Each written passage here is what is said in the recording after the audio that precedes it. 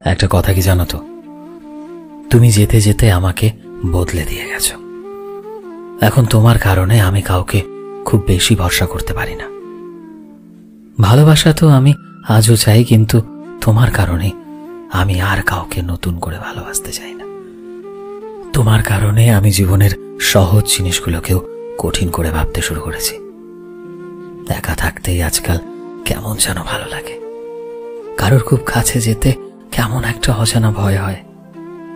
আমি সব সময় নিজেকে খুব সামলে রাখি। আবার নতুন করে কেউ আমার যাতে অভ্যেস না হয়ে যায়, সে বিষয়টা ভাবলে বড্ড ভয় লাগে। তোমার কারণে আমি কত বদলে গেছি দেখেছো। আমি আজকাল প্রতিটা মানুষের মাঝেই তোমার ছায়া দেখতে পাই।